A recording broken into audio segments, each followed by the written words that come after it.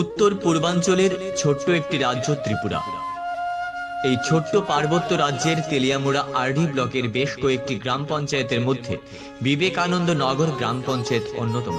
আমাদের পরিকল্পনা বিবেকানন্দ নগর গ্রাম পঞ্চায়েতকে clean and green village করে তোলা। এই পঞ্চায়েতে 840 পরিবারের বসবাস, সর্বমোট জনসংখ্যা 3138 জন। এই বিবেকানন্দ নগর গ্রাম পঞ্চায়েতটিতে রয়েছে 4টি অঙ্গনারী কেন্দ্র, একটি উচ্চ বিদ্যালয় সহ 6টি ওয়ার্ড।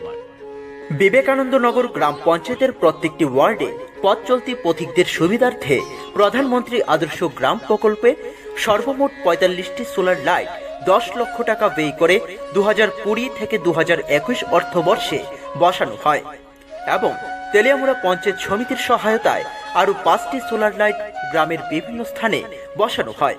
এই সোলার লাইট বসানোর জন্য পঞ্চায়েত এলাকার 8 শতাধিক পরিবার রাতের আধারের সুবিধা ভোগ করছে।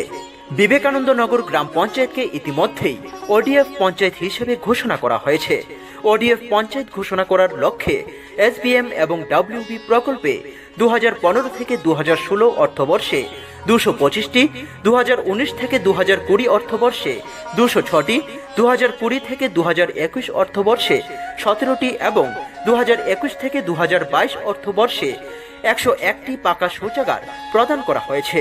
বিবেকানন্দ নগর গ্রাম পঞ্চায়েতের অবস্থিত চাকমাঘাট ক্যানেলের চারপাশে পরিবেশ সৌন্দর্যায়নের লক্ষ্যে 2020-2021 অর্থবর্ষে ফরেস্ট ডিপার্টমেন্টের সহায়তায় 8,49,975 টাকা ব্যয় করে সর্বমোট 459টি বিভিন্ন ফল এবং ফুলের চারা রোপণ করা হয়।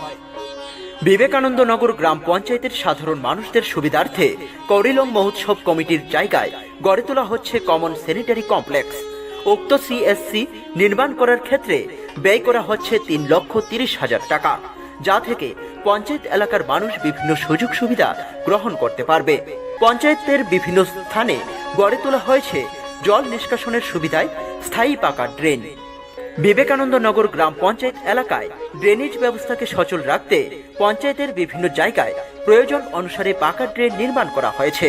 এর মধ্যে উল্লেখযোগ্য একটি হল নারায়ণ দাসের বাড়ি থেকে সানন্দ দাসের বাড়ি পর্যন্ত সর্বমোট 200 মিটার পাকা ড্রেন, যা 2020 থেকে 2021 অর্থবর্ষে সর্বমোট 6,59,095 টাকা ব্যয় করে নির্মাণ করা হয়।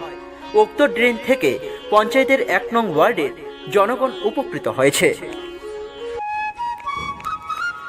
বিবেকানন্দ নগর গ্রাম পঞ্চায়েতের প্রত্যেকটি ওয়ার্ডের ওয়েস্ট ম্যানেজমেন্টের জন্য door to door garbage collection system চালু করার পরিকল্পনা গ্রহণ করা হয়েছে।